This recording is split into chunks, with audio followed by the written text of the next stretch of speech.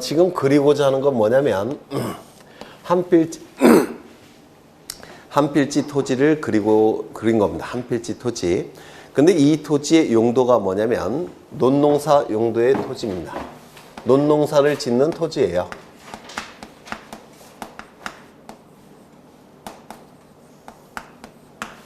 근데 이 논농사 용도의 토지니까 지적공부에 지목이 등록이 될 때는 지적공부에 토지 표시에 소재, 지번, 지목, 면적, 경계, 좌표가 등록이 되죠. 지목도 등록이 되는데 이 논농사 용도의 토지는 지목이 뭐냐면 논답자를 써서 답이라고 등록을 해요. 답이라고 등록을 합니다. 지목을 논답자를 써서 답이라고 등록합니다. 그런데 이 논농사를 짓기 위해서는 반드시 뭐가 필요하냐면 이 토지 주변에 뭐가 필요하냐면 또랑이 필요해요. 또랑.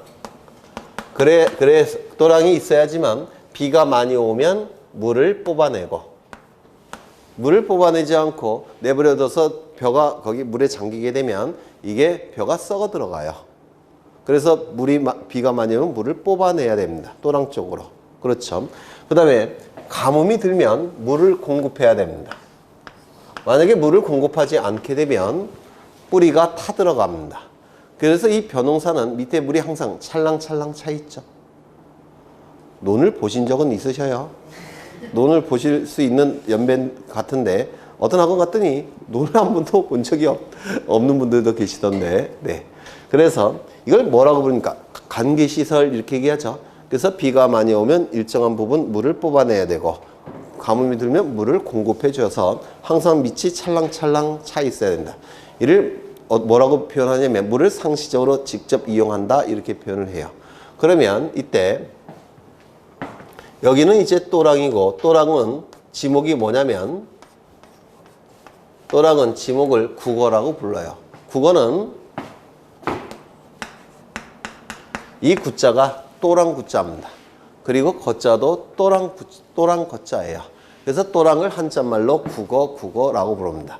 그런데 이 전체가 한필지이더라는 겁니다. 전체가 한필지이에요. 그러면 일부는 답이고 일부는 국어죠. 그럼 여기다가 국어를 기록할 수 있을까요? 없을까요? 있어요. 있습니까? 지목이 동일할까? 지적공부에 한필지 지목이 등록이 될 때는 전체를 동일한 지목으로 등록해야 된다고 했죠. 이걸 뭐라고 얘기했습니까? 일필일목의 원칙. 한필지가 지적공부에 등록이 될 때는 하나의 지목으로만 등록할 수가 있습니다. 맞아요. 따라서 두 개를 등록할 수 있을까요? 없을까요? 없습니다. 그러면 하나를 선택해야 되겠죠. 하나를 선택하는 방법을 뭐라고 부르냐면 일필일목의 원칙은 반드시 지켜져야 되기 때문에 하나를 선택해야 됩니다. 그 하나를 선택하는 방법은 둘 중에서 어느 걸 선택해야 될까요? 답이나 국어 중에서. 답. 왜요? 왜요? 이것이 이걸 위해서 존재하는 겁니까? 이것이 이걸 위해서 존재하는 겁니까? 국어가 또랑을 위해서 존재하는 거죠. 그래서 여기 뭐 잘못 얘기네. 국어가 논을 위해서 존재하는 거죠. 따라서 이 논을 답을 뭐라고 부르냐면 주된 용도. 그 다음에 이 또랑을 종된 용도라고 불러요. 혹시 민법에서 종물 이론이라는 거 들어보시겠습니까? 나중에 들어보실 거예요. 종물 이론상 이 주된 용도를 우선해야 됩니다. 그래서 이걸 뭐라고 부르냐면 주된 용도의 토지를 선택해야 되는데 이를 주지목 추정의 원칙, 추정의 원칙 또는 주용도 추정의 원칙이라고 불러요. 주용도 추정의 원칙. 여기서 추는 따를 추자고 종도 따를 종자입니다. 그래서 주된 용도, 주된 지목을 따라서 등록해야 된다는 원칙. 이를 주지목 추정의 원칙, 주용도 추정의 원칙이라고 부릅니다. 그러면 여기에 뭐로만 등록해야 됩니까? 일필일목의 원칙과 주지목 추정의 원칙상 지적공부에 등록되는 지목은 무엇이어야 됩니까? 답이어야 된다. 이건 등록할 수가 없습니다. 답으로 등록해야 됩니다. 그렇다면 요 부분을 뭐라고 부르냐면 지적 공부에 지목이 나타나지 않는 요 부분을 뭐라고 부르냐면 용도가 다른 땅 일정한 양이. 용도가 다르죠. 이쪽은 답, 이쪽은 국어. 용도가 다르죠. 용도가 다른 땅 일정한 양이 한 필지 안에 편입된 상태죠. 맞아요, 안 맞아요? 용도가 다른 땅 일정한 양이 한 필지 안에 편입된 토지라고 해서 양입지라고 부릅니다. 용도가 다른 땅 일정한 양이 한 필지 안에 편입된 토지라고 해서 양입지라고 불러요. 참 용어가 좀 뭐라 그럴까? 꾸리꾸리하죠. 그 이유는 일본 애들이 만든 용어예요. 일제식 용어입니다. 일제시대 때. 그래서 좀 우리나라 분들이 쓰기에는 좀 그래요.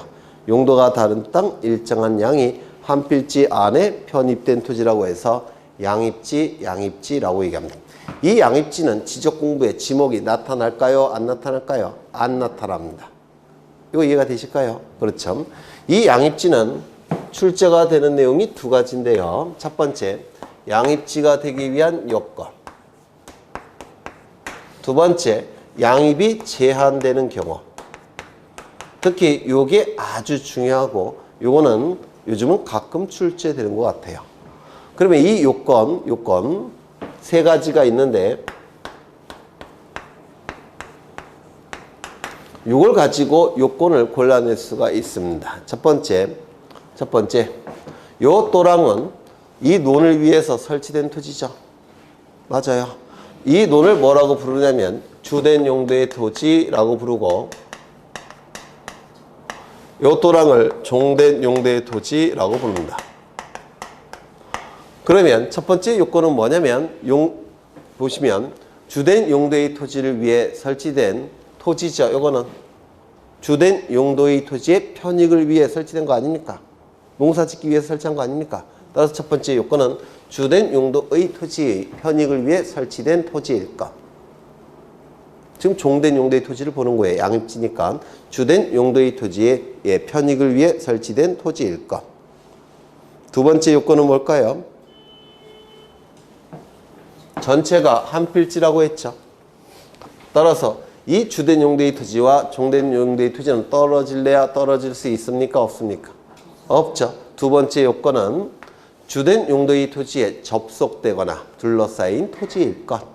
두 번째는 주된 용도의 토지에 접속되거나 둘러싸인 토지일 것. 떨어져서는 안 된다는 뜻이에요. 세 번째 요건은 만약에 이것도 답이라고 한다면 양입지라는 개념이 나타날 수 있을까요? 없을까요? 없겠죠. 따라서 주된 용도의 토지와 용도가 다른 토지일 것. 주된 용도의 토지와 용도가 다른 토지일 것.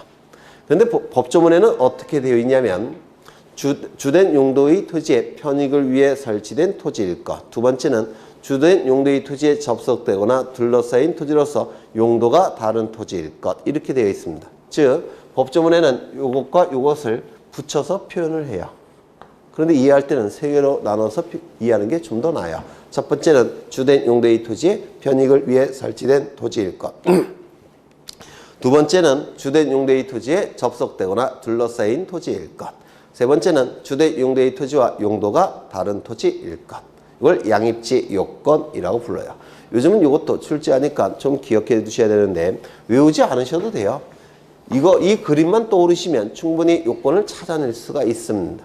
찾아낼 수 있을까요? 아직은 생소하니까 힘들겠지만 이게 공부가 되실수록 이게 익숙해지면 구태여 안 외우셔도 충분히 골라낼 수가 있습니다. 더 중요한 것은 요 제한입니다. 제한.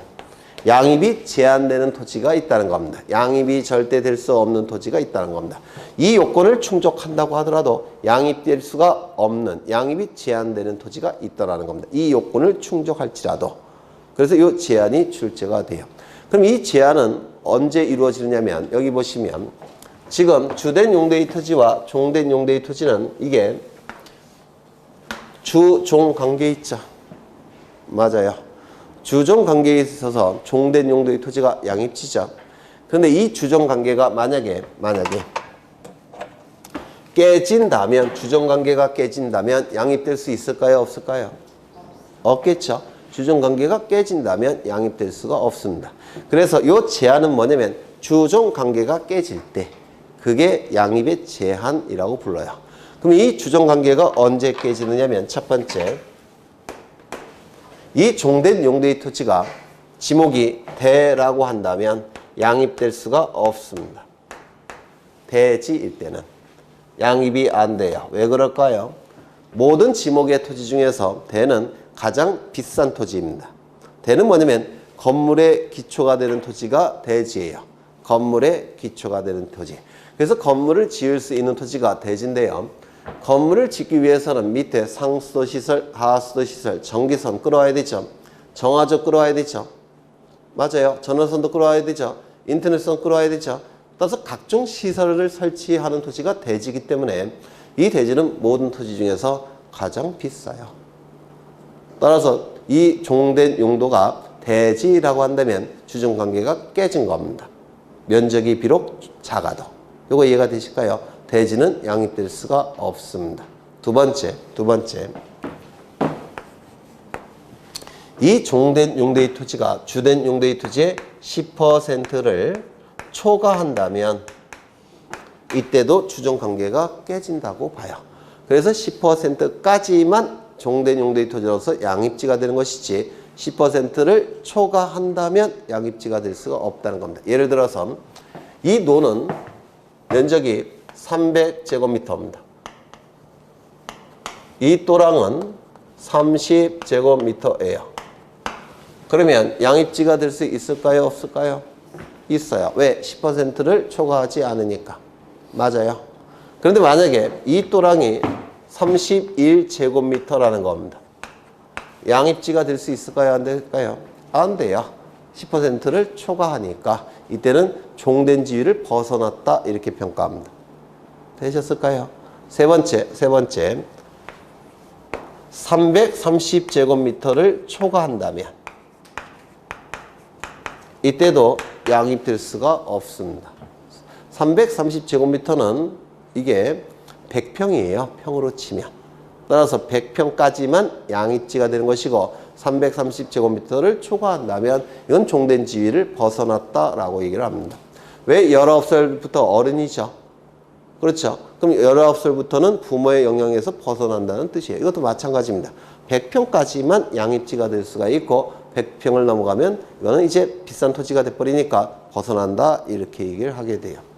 그렇다면 여기가 500제곱미터입니다. 아니요, 5000제곱미터예요. 5000제곱미터입니다. 그런데 이 또랑이 얼마냐면 330제곱미터입니다. 그러면 양입지가 될 수 있을까요? 없을까요? 10%는 초과하지 않죠. 대지도 아니죠. 그러면 330제곱미터 초과합니까? 초과하지 않죠. 양입지 될 수 있을까요? 없을까요? 네? 될 수가 있죠. 양입지가 될 수가 있어요. 그런데 만약에 331제곱미터를 초과한다면 331제곱미터라고 한다면 양입지가 될 수 있을까요? 없을까요? 없어요. 종된 지위를 벗어났다고 평가합니다. 그래서 이것도 조심하셔야 돼요. 초과해야지만 벗어나는 겁니다. 초과해야지만. 그래서 이거는 자주 출제가 되고 응용될 수가 있기 때문에 좀 기억해 두셔야 됩니다. 되셨을까요? 네. 그 다음에 지적공부의 등록사항이 나오는데 지적공부의 등록사항은 주된 등록사항은 뭐죠? 토지의 표시로서 소재, 지번, 지목, 면적, 경계, 좌표가 되겠죠. 그런데 여기서 소재지는 행정구역을 얘기하고 행정구역은 국회에서 만든 법령 갖고 결정합니다. 국회에서 만든 법령 갖고 행정구역을 결정하니까 소재지는 결국은 명칭 같은 게 다 국회에서 만든 법령으로 결정이 돼요. 지적소관청이 결정할 수 있을까요? 없을까요? 없어요. 따라서 소재지는 생략합니다. 지적소관청이 결정할 사항이 아니니까 그럼 뭐부터 나올까요? 지번부터 나올 수밖에 없다는 겁니다. 이거 이해가 되시나요? 그렇죠. 그러면 집어의 의미는 뭐냐면 번지를 얘기해요. 번지. 토지의 번호를 얘기하는데 읽을 때는 번지로 읽습니다. 토지의 번호 집원. 이 집원은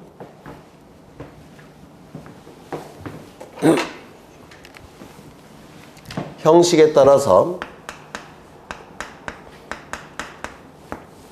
둘로 나눠집니다. 집어는 형식에 따라서 둘로 나눠지는데 첫 번째 단식 집원이라는 게 있습니다. 그리고 복식 집원이라는 것도 있고요. 단식 집원, 복식 집원이라는 게 있는데 단은 하나라는 뜻을 가진 한자고요. 복은 두 개라는 뜻을 가진 한자예요. 식은 형식이 될 테고 단식 집원은 하나의 형식으로 구성된 집원, 단식 집원. 복식 집원은 두 개의 형식으로 구성된 집원을 복식 집원이라고 불러요. 이때의 형식은 이 형식은 아라비아 숫자를 얘기합니다.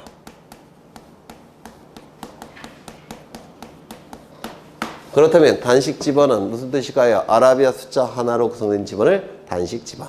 아라비아 숫자 두 개로 구성된 집원을 복식 집원 이렇게 부를 거예요. 그러면 단식 집원은 아라비아 숫자 하나로 구성된 것이고 복식 집원은 아라비아 숫자 두 개로 구성된 집원을 얘기합니다. 그러면 이때 아라비아 숫자 대신에 한글로 표기할 수는 없느냐? 100 또는 5 이런 식으로. 안 돼요. 절대 안 됩니다. 왜냐면 이 집어는 숫자로 표기해야지만 공시 기능을 극대화할 수가 있습니다. 시골에 한 어르신 중에 한 100세, 99세 뭐 이렇게 연세가 많으신 어르신 중에서는 숫자는 읽을 수 있지만 한글을 못 읽는 분도 있죠. 그래서 한글로 표기하면 공시 기능이 떨어져요. 그래서 반드시 아라비아 숫자로만 표기합니다. 이것도 여러 번 출제된 지문이에요. 집어는 반드시 아라비아 숫자로만 표기합니다. 그렇다면 한자로 표기할 수 있을까요? 집어를? 네? 뜨끔하죠? 안 뜨끔하셔요? 나도 못 읽는데 뭐 이렇게 네. 공시 기능이 떨어집니다. 한글도 떨어지는데 한자는 공시 기능이 더 떨어지겠죠? 그렇죠? 그럼 숫자를 이렇게 표기할 수 있을까요? 헌드러드 또는 파이브 발음 죽이지 않습니까? 영어 선생을 한 20살부터 했으니까 15년 정도 했던 것 같아요. 영어 선생을. 네. 발음 죽이죠. 네. 제 때는 발음이 의미가 없어요. 문법, 독해 뭐 이것만 있었으니까. 네. 여튼 영어로 표기할 수 있습니까? 없겠죠. 반드시 뭐로 표기해야 된다고요? 아라비아 숫자 공시 기능을 극대화하기 위해서. 그렇죠.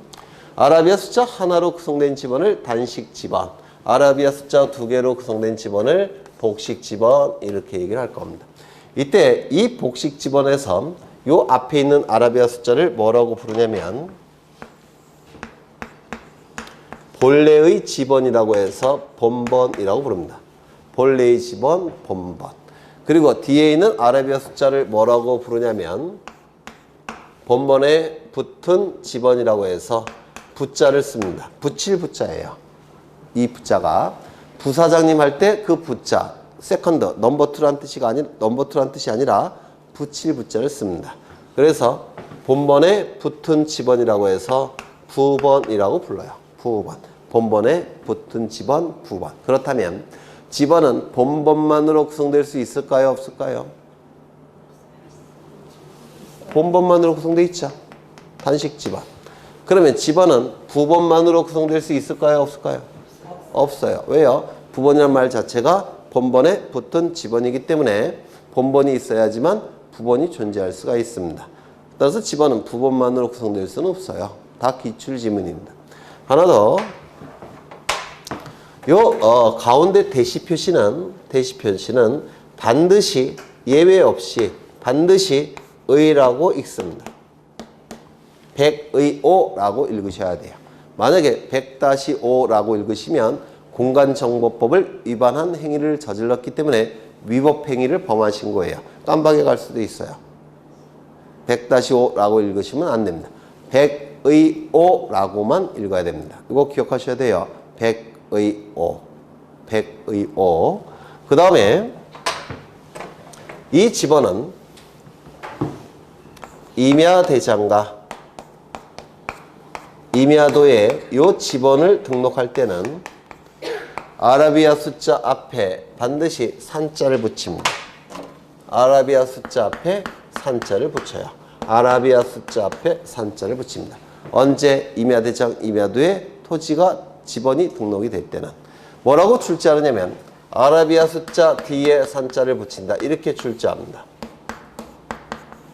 안 돼요. 아라비아 숫자 앞에 산자를 붙이는 겁니다. 그럼 이렇게 출제하는 경우도 있어요. 임야대장, 임야도에 등록하는 거니까 임자를 가지고 유혹합니다. 아라비아 숫자 앞에 임자를 붙인다. 이렇게 출제가 자주 돼요. 안 됩니다. 아라비아 숫자 앞에 산자를 붙이는 겁니다. 임자가 아니라. 만약에 임자를 붙이게 되면 문제가 발생해요. 어떤 문제가 발생하냐면 임야라는 지목이 있는데 이 임야라는 지목은 임야도에 등록이 될 때는 부호인 임으로 등록을 합니다. 임야도에 등록할 때는 임야가. 그럼 여기에 임자를 붙이게 되면 임야와 혼동될 여지가 있습니다. 그래서 임자를 붙이는 게 아니라 산자를 붙이게 돼요. 요거 이해가 되실까요? 이런 내용이 거의 매해 출제가 됩니다. 지금 매해 출제가 되는 걸 보신 거예요. 요게. 그래서 거기 지번의 분류, 지번의 표기 방법 설명을 드렸고요. 그 다음에 지번의 부여 방법 나와 있는데 지역단위법, 도엽단위법, 단지단위법 나와 있는데 지역단위법은 의미가 뭐냐면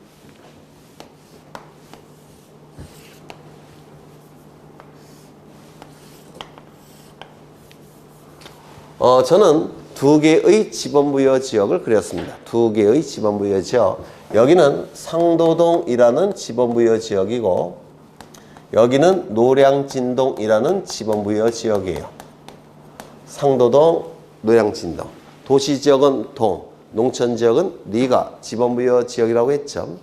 근데 이 상도동은 노량진동보다 면적이 예를 들어서 이건 어디까지나 예야. 더 작더라는 겁니다. 더 클지도 몰라요. 그냥 예를 든 겁니다.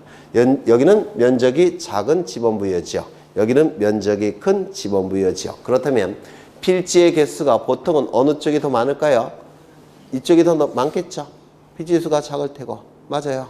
그래서 이 상도동은 이 안에 토지들이 등록되어 있는데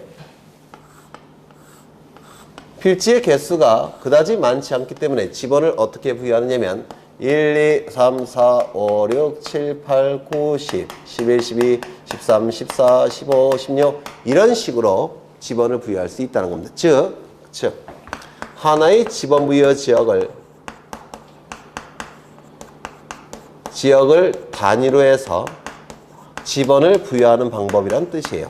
지번 부여 지역을 단위로 해서 지번을 부여한다는 겁니다. 너무 기니까 여기서부터 여기까지 생략해서 지역단위법이라고 불러요.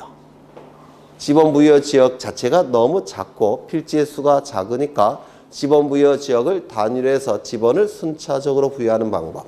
이를 지역단위법이라고 부릅니다. 그런데 이쪽은 넓은 지역이죠. 이쪽처럼 지번 부여 지역을 단위로 해서 지번을 부여하게 되면 관리가 힘들대요. 이때는 필지 수가 너무 많아서. 따라서 이때는 어떻게 지번을 부여하느냐면 이쪽 크기로 쪼갭니다. 이렇게 쪼개요. 쪼개서 여기서 토지의 지번을 부여합니다. 1, 2, 3, 4, 5, 6, 7, 8, 9, 10, 11, 12, 11, 12 이렇게 부여하고 하나의 단위로 관리를 합니다. 필지수를. 그 다음에 여기서부터 다시 1, 2, 3, 4, 5, 6, 7, 8, 9, 10, 11, 12, 13, 14 이렇게 부여해서 하나의 단위로, 하나의 세트로 관리하고 여기 이제 잘못했네. 이렇게 하면 안 되는데. 이게 아니라 여기가 10이죠. 그러면 이렇게 하는 게 더 낫겠네. 여기가 1, 2, 3, 4, 5, 6, 7, 8, 9 이렇게 부여하고 여기다가 하나의 세트로 관리하고 여기를 또 10, 11, 12, 13, 14, 15, 16, 17, 18 이렇게 부여해서 한 세트로 관리하고 여기가 18번까지 나왔으니까 여기는 얼마죠? 19, 20, 21, 22, 23, 24, 25, 26, 27 이렇게 부여해서 한 세트로 관리하고 여기는 28부터 다시 시작해서 29, 30 이런 식으로 부여해서 관리를 하겠다는 겁니다. 이런 식으로 부여를 하겠다는 겁니다. 이때 요 하나를 뭐라고 부르냐면 요 하나를 도엽이라고 불러요. 이건 무슨 뜻이냐면 도면을 쪼갰다, 도면의 일부다 이런 뜻이에요. 도엽을 쪼갰다, 도면의 일부다. 이 도는 무엇을 얘기하느냐면 이건 부분이란 뜻입니다. 부분. 이 도는 지적도, 임야도를 얘기합니다. 그러면 도면별로 지번을 부여한다고 해서 도엽단위법이라고 불러요. 도엽을 단위로 해서 지번을 부여하는 방법이라고 해서 도엽단위법 이렇게 부릅니다. 그러면 출제되는 게 뭐냐면 특징이 출제가 되는데 지역단위법은 토지의 개수가 적은 지역에 지번을 부여하는 방법이겠죠. 맞아요. 도엽단위법은 토지의 개수가 많은 지역에 지번을 부여하는 방법이겠죠. 이쪽은 좁은 지역에 지번을 부여하는 방법이 되겠죠. 이쪽은 넓은 지역에 지번을 부여하는 방법 되겠죠. 저쪽은 도면의 장수가 적을까요? 많을까요? 적은 지역. 이쪽은 도면의 장수가 많은 지역. 이거 이해가 되셔요? 네. 이걸 지역단위법, 도엽단위법이라고 얘기합니다. 단지단위법은 단지별로 지번을 부여하는 방법이 단지단위법이라고 불러요. 1단지 지번을 한꺼번에 부여하고 2단지 지번을 한꺼번에 부여하고 3단지 한꺼번에 부여하는 것. 이를 단지단위법이라고 부릅니다. 그 다음에 북동기본법, 북서기본법이라는 개념이 나오는데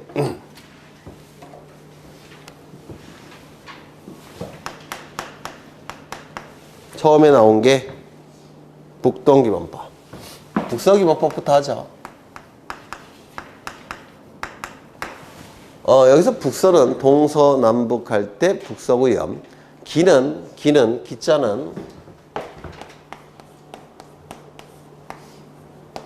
일어날 기자를 쓰는데 이 일어날 기상할 때 아침에 기상할 때 그 기자를 쓰는데요. 이 기자는 의미가 뭐냐면 시작한다 라는 뜻을 가지고 있습니다. 시작한다. 그러면 북서기본법은 북서쪽에서 지번을 시작하는 방법이라는 뜻입니다. 북서쪽에서 지번을 시작하는 방법. 그러면 동서남북이 이렇게 있을 텐데 동서남북 여기가 남, 여기가 부, 그 다음에 여기가 서, 여기가 동. 그러면 북서 기반의 방식은 북서쪽에서 지번이 시작되니까 1번이 어디서부터 시작합니까? 이쪽에서 시작하겠죠. 1번이. 그래서 지번이 이렇게 부여가 돼요. 이렇게 꼬부랑식으로 부여하는 방법을 사행식이라고 불러요. 사행. 뱀이 기어가는 방식이라고 해서 사행식이라고 하고요. 우리나라는 농촌 지역이 땅덩어리가 더 많을까요? 도시 지역이 땅덩어리가 더 많을까요? 농촌 지역이 땅덩어리 그러니까 좀 이상한데 땅의 개수, 필지수가 더 많아요. 따라서 사행식이 우리나라는 더 많이 사용합니다. 시골이 더 땅덩어리가 많으니까. 그렇죠? 그러면 여기서 지번이 1, 2, 3, 4, 5, 6, 7, 8, 9 이런 식으로 지번이 부여됩니다. 이걸 북서 기번의 방식이라고 하는데요. 북에서 시작해서 북서 쪽에서 시작해서 지번이 북서 쪽에서 시작되는 방법이란 뜻인데 어느 쪽에서 끝나고 있습니까? 남동쪽으로 끝납니다. 맞아요. 이것도 기억하셔야 돼요. 북서 기반의 방식은 남동쪽으로 지번이 끝나는 방법입니다. 그런데 출제가 될 때는 그림을 안 가르쳐 주겠죠. 네. 북의 반대는 어딜까요? 남쪽. 서의 반대는 어딜까요? 동쪽. 시작한다의 반대말은 뭐죠? 끝난다. 어느 쪽으로 지번이 끝나는 방법입니까? 남동쪽으로 지번이 끝나는 방법이에요. 그러면 이러한 북서 기반의 방식은 어떠한 나라에서 주로 사용하느냐면 글자를 이렇게 쓰거나 글자를 이렇게 읽는 나라에서 바로 북서 기반의 방식을 사용합니다. 이렇게 쓰는 나라들이 있을 거예요. 2019년 11일 공인중개사 시험에 반드시 합격하기 위해서 학원에 왔다. 학생 수는 많지 않아도 다 열의가 느껴진다. 나는 반드시 내년에 열심히 공부해서 한꺼번에 1차와 2차를 같이 붙을 것이다. 이렇게 쓰죠. 우리나라 사람들 이렇게 쓰지 않습니까? 그러면 동서남북을 표현하면 첫 글자를 어디부터 쓰기 시작합니까? 북서쪽에 첫 글자를 쓰죠. 어느 쪽에서 마침표 찍을까요? 여기서 마침표 찍고 있죠. 그러면 여기서 시작해서 북서쪽에서 시작해서 남동쪽으로 지번이 끝나겠죠. 이렇게 글씨를 쓰는 나라에서는 북서 기반 방식을 씁니다. 대부분의 문명화된 국가는 전부 다 이 방식을 써요. 유럽, 아메리카, 아시아, 서남아시아, 아프리카 대부분의 나라들은 이 방식을 사용합니다. 우리나라도 이 방식을 쓰죠. 북서 기반의 방식을 쓰게 됩니다. 그 다음에 반대는 북동 기반의 방식인데요.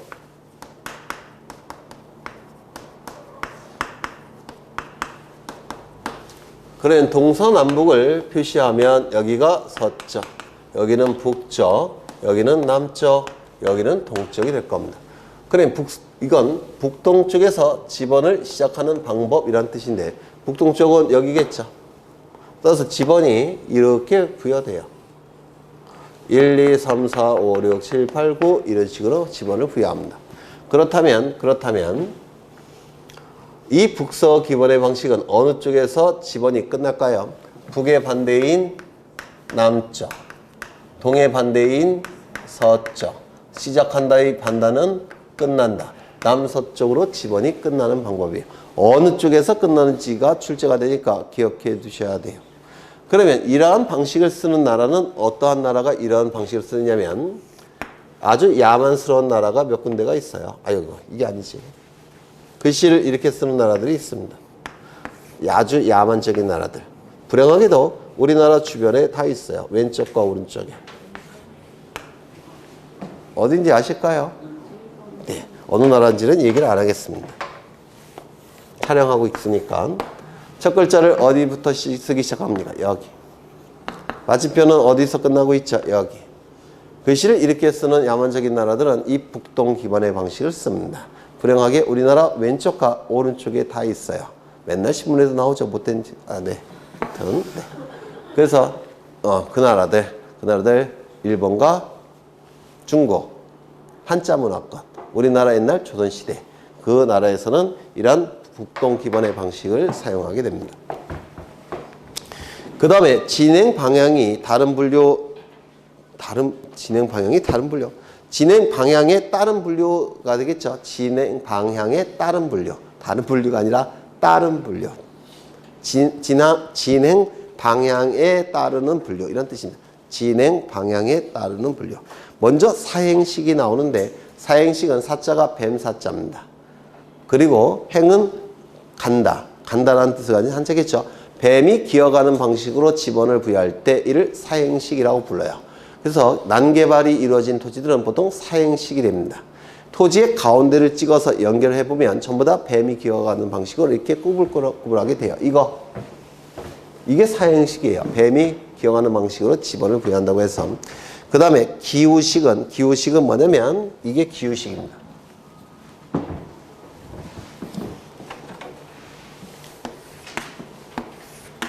이건 도로입니다.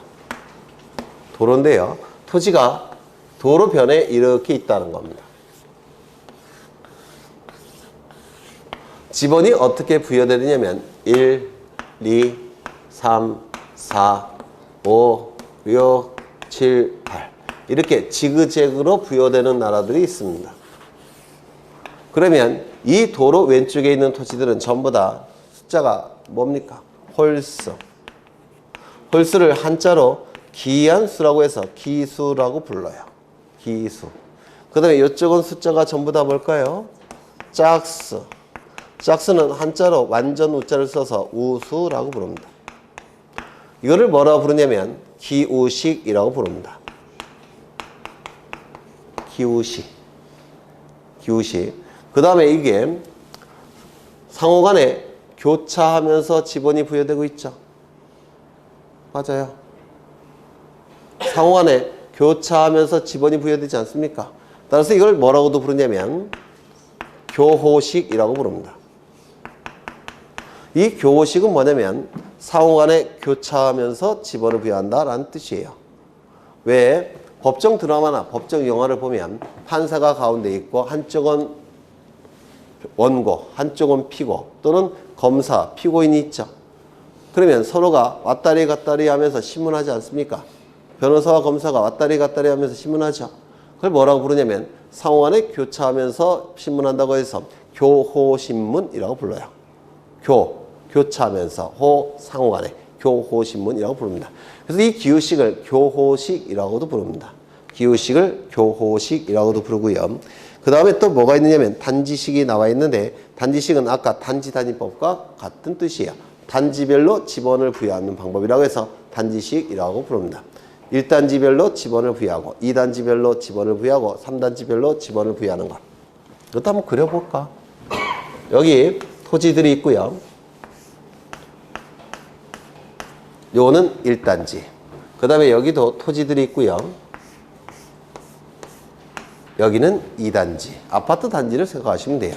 그럼 여기는 1단지니까 지번이 어떻게 부여되느냐면 1, 1에 1, 1에 2, 1에 3, 1에 4, 1에 5, 1에 6, 1에 7, 1에 8, 1에 9, 1에 10, 1에 11. 단지별로 지번이 부여되고 있죠. 2단지는요. 2, 2에 1, 2에 2, 2에 3, 2에 4, 2에 5, 2에 6, 2에 7 이런 식으로 지번을 부여하겠다는 겁니다. 단지별로 하나의 본번을 부여한 후 부번을 순차적으로 부여합니다. 이를 단지식. 바둑판 모형의 토지에서 많이 부여하는 방법이에요. 그래서 도시개발 사업 시행청이나 경지정리지역 이런 데서 많이 부여하는 방법입니다. 되셨을까요? 네, 되셨겠죠? 굉장히 많은 걸 했습니다. 그런데 이것보다 더 집중적으로 출제되는 게 뭐냐면 오른쪽에 5번에 지번의 부여 기준이 있습니까? 이게 집중적으로 출제되는 부분이에요. 집중적으로. 그래서 주로 출제가 되는 게 252쪽에 2번 지번의 분류, 3번 지번의 표기, 5번 지번의 부여 기준 요게 집중적으로 출제가 되는 부분입니다. 그러면 이 5번의 지번의 부여 기준을 보셔야 되는데 여기 보시면 북서 기번의 방식은 설명을 드렸어요. 북서쪽에서 지번이 시작돼서 남동쪽으로 지번이 끝나는 방법을 북서 기번의 방식이라고 하는데 거기 신규 등록, 분할, 등록 전환, 합병, 지적, 확정, 증령, 실시 지역의 지번 부여 방법 요게 집중적으로 출제가 되는데 문제는 신규 등록이 뭔지, 등록 전환이 뭔지, 분할이 뭔지, 합병이 뭔지, 지적, 확정, 증령이 뭔지를 여러분이 모르셔요. 그렇겠죠. 그래서 이 교재에서도 원칙만 간략하게 표현하고 있습니다. 원칙만. 출제가 되는 걸 표현하고 있지 없어요. 여기도 출제가 되는 게. 그래서 요거는 나중에 1월 달부터 진행을 할 예정입니다. 아직은 개념이 정립이 안 되셨으니까 이제 지목을 들어가겠습니다. 지목.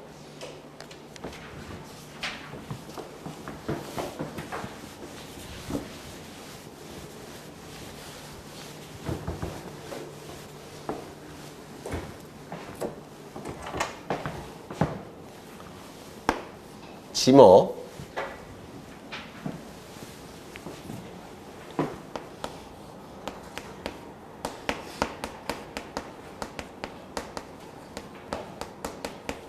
토지의 사용 목적을 줄여서 지목이라고 부릅니다. 토지의 사용 목적을 줄여서 지목이라고 불러요. 토지의 사용 목적의 줄임말이 지목인데요. 그러면 사용 목적은 또 어떠한 뜻을 갖고 있느냐면 여기 한 필지 토지가 있더라는 겁니다. 이 토지를 주된 용도에 따라서 28개로 구분합니다. 토지를 주된 용도에 따라서 28개로 구분하는데 이를 토지의 사용 목적 지목이라고 불러요. 따라서 토지의 사용 목적, 토지의 주된 용도 같은 뜻입니다. 토지의 사용 목적, 토지의 주된 용도 같은 뜻이에요. 이때 28개로 구분하는 이유가 있겠죠. 28개로 구분하는 이유가 있습니다. 지목에는 어떤 게 있느냐면 학교 용지, 공원, 공장 용지, 임야, 그 다음에 대지, 또 뭐도 있을까요? 뭐 이 정도만 보죠. 네. 이러한 지목해서 28개가 있어요. 그럼 이렇게 28개로 구분한 이유가 뭐냐면 첫 번째, 두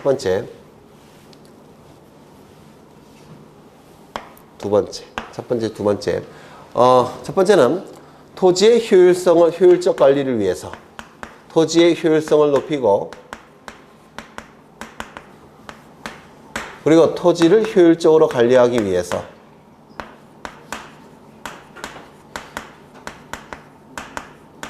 28개로 구분한 겁니다. 그러면 여기서 임야와 대지를 한번 비교해보면 어느 토지를 좀 더 효율성도 높이고 효율적으로 관리해야 될까요? 당연히 대지겠죠. 그렇죠. 그래서 28개를 획일적으로 관리하는 게 아니라 어떤 토지는 좀 더 효율적으로 관리하고 어떤 토지는 좀 더 덜 효율적으로 관리하겠다는 겁니다. 어떤 토지는 좀 더 효율성을 높이고 어떤 토지는 좀 더 덜 효율성을 좀 덜 하겠다는 겁니다. 그래서 효율성을 높이고 효율적 관리를 위해서 28개로 구분을 한 겁니다. 되셨을까요? 안 되셔요? 되시죠? 두 번째, 가세 자료에 기준을 마련하기 위해서 28개로 구분한 겁니다.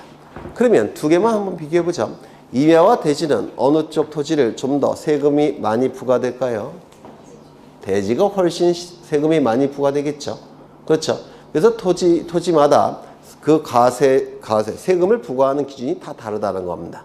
그래서 28개로 구분한 거예요. 이거 이해가 되실까요? 이해가 되시죠? 그런데 문제는 주된 용도에 따라서 28개로 구분했는데 이 28개는 주된 용도는 28개만 있겠습니까? 이거는 사용하는 사람마다 다 다를 수 있죠. 100개도 될 수 있고 200개도 될 수 있고 1000개도 될 수 있죠. 사용하는 사람마다 다 다를 수가 있으니까. 맞아요. 그러면 사람마다 용도가 다르다고 해서 100개, 1000개 이렇게 용도를 달리해서 지목이 만들어지면 관리가 될까요? 안 될까요? 안 돼요. 너무 많아져서. 그래서 관리할 수 있게끔 딱 28개로 한정을 한 겁니다. 그러면 어떠한 방법을 통해서 28개로 나눴냐면 우리 사회에서 가장 많이 사용하는 용도 27개 딱 정해놓습니다. 우리 사회에서 가장 많이 사용하는 용도 27개 딱 정해놓고 이 27개 들어가지 않는 것은 전부 다 하나로 관리를 합니다. 여기다 다 집어넣고 관리를 해요. 우리 사회에서 가장 많이 사용하는 용도 27개 정해놓고 거기에 포함되지 않는 것은 하나로 그냥 한꺼번에 관리합니다. 이 하나를 뭐라고 부르냐면 잡스러운 종류의 용도의 토지라고 해서 잡종지라고 불러요. 그래서 27개 가장 많이 사용하는 용도 27개 딱 정해놓고 나머지 잡스러운 종류의 용도의 토지는 그냥 하나로 보는 겁니다. 잡종지. 그래서 28개로 제한을 둔 겁니다. 이거 이해가 되실까요? 돼요? 안 돼요? 되죠? 그러면 이 지목은 어떠한 지적 공부에 등록이 되느냐? 이게 중요한데요. 이 지적 공부는 지목이 등록된 지적 공부는 암기하셔야 됩니다. 너무너무 중요해서 첫 번째 토지 대장, 임야 대장, 지적도, 임야도. 지난주에 지적 공부의 종류 8가지 하셨죠? 그쵸? 그 8가지 중에서 7가지죠. 가시적 지적 공부 7가지 중에서 지목이 등록되는 지적 공부는 딱 4군데예요. 토지대장, 임야대장, 지적도, 임야도. 다른 지적 공부에는 등록하지 않습니다. 지목은. 즉 공유지연명부에 지적 공부가 등록될까요? 안 될까요? 안 됩니다. 대지권 등록부에 지목이 등록될까요? 안 될까요? 안 됩니다. 경계점 좌표 등록부에 지목이 등록될까요? 안 될까요? 안 됩니다. 이 지목이 등록되는 지적 공부는 총 4개예요. 토지대장, 임야대장, 공유지연명부, 아니 뭔 소리야? 토지대장, 임야대장, 지적도, 임야도. 4개의 지적 공부에만 지목이 등록돼요. 그런데 지적 공부 중에서 토지대장과 임야대장은 모든 지적 공부 중에서 가장 많은 정보를 담고 있는 그나마 가장 완전한 형태의 지적 공부입니다. 뭐가요? 토지대장, 임야대장이. 따라서 지목이 등록이 될 때 토지대장, 임야대장에는 완전한 명칭인 정식 명칭으로 등록합니다.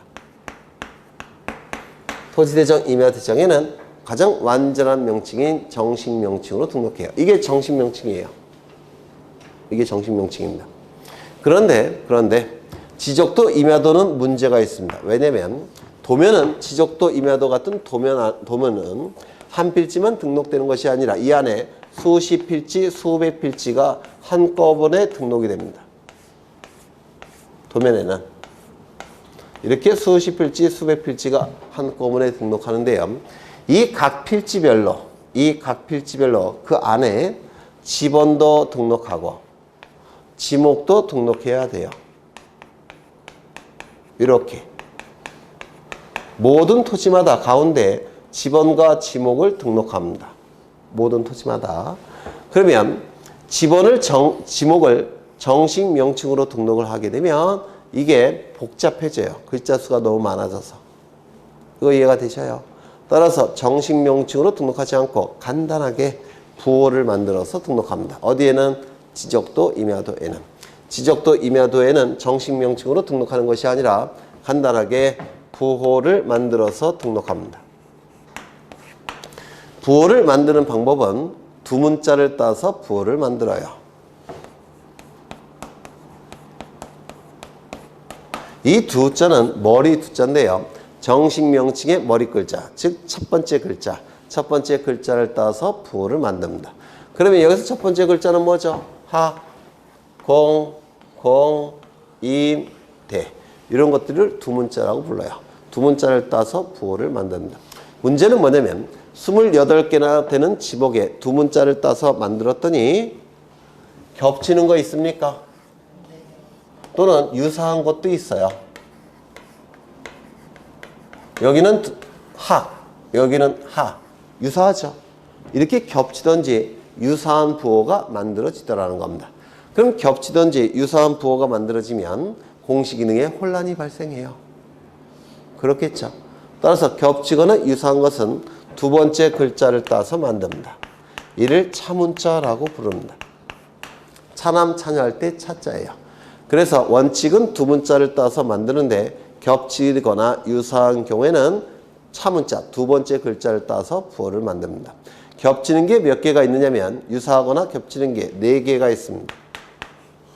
그리고 겹치지 않고 다른 게 24개입니다. 어느 거 외우실 건가요? 4개를 외우셔야 되겠죠. 당연히 24개를 다 외울 수는 없잖아요. 그렇죠. 4개는 뭐냐면 올해 출제가 됐었는데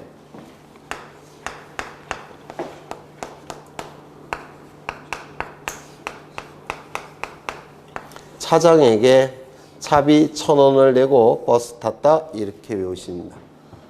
차장 1,000원.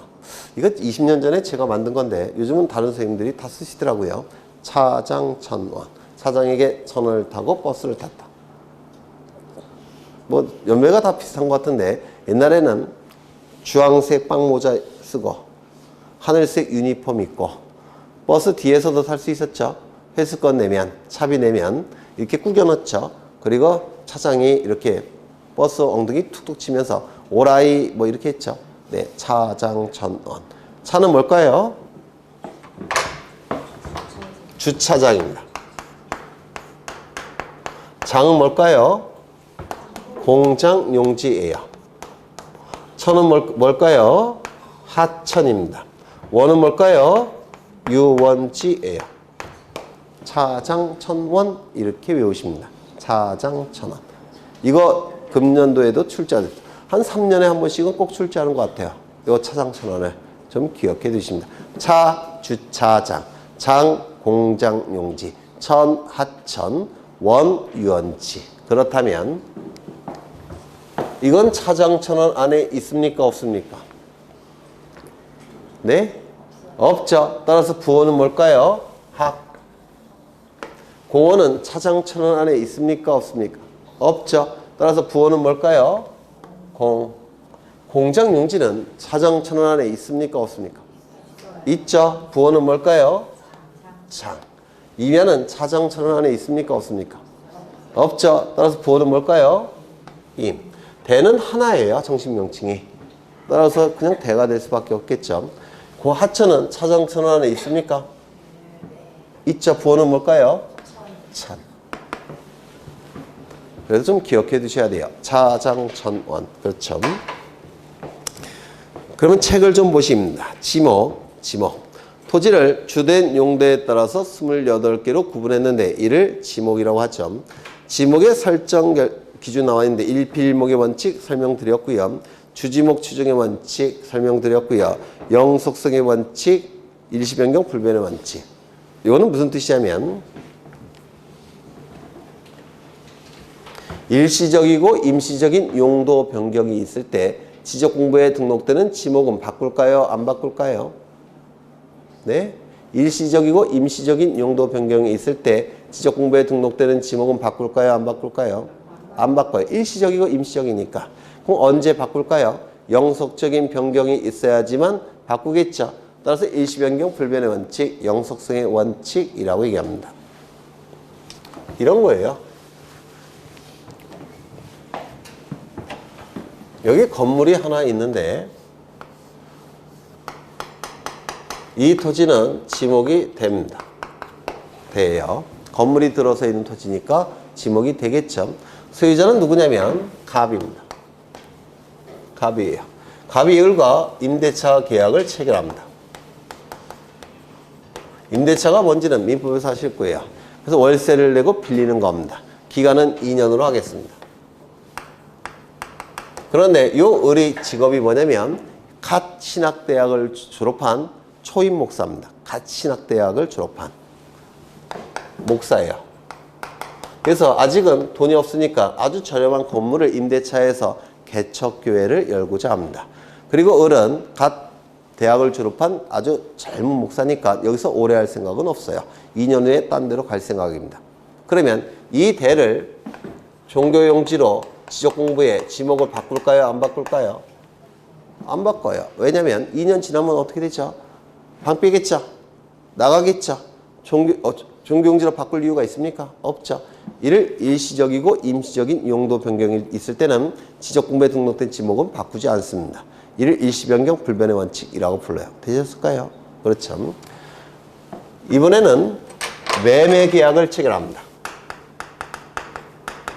그리고 등기까지 넘겨받았습니다. 그리고 을은 이제 개척교회를 전전하다가 이제는 이 교회를 매입해서 이제 평생을 이 건물에서 교회를 운영하고자 해요. 그럴 수 있겠죠. 그러면 이거 지목 바꿀까요? 안 바꿀까요? 바꿔요. 이건 일시적입니까? 영속적입니까? 영속적이죠. 따라서 지목이 바뀔까요? 안 바뀔까요? 바뀔 겁니다. 일시적인 용도 변경일 때는 지목을 바꿔서는 안 됩니다. 일시 변경 불변의 원칙. 영속적인 변경이 있을 때는 지목이 바뀔 겁니다. 영속성의 원칙. 같은 뜻이에요. 결국은. 되셨을까요? 네. 그 다음에 지목의 구분이 나와 있는데 이 지목의 구분은 아직은 어려우셔요. 이건 1월 달부터 진행을 할 겁니다. 넘기겠습니다.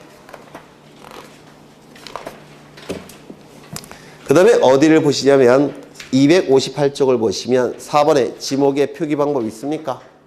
있죠. 원칙은 부호를 만들 때 두 문자를 떠서 만든다고 했죠. 24개. 다만 차문자가 4개가 있다고 했는데 차문자 뭐가 있죠? 차, 장, 천, 원. 차, 주차장. 장, 공장, 용지. 천, 하천. 원, 유원지. 여기까지 보고 쉬겠습니다.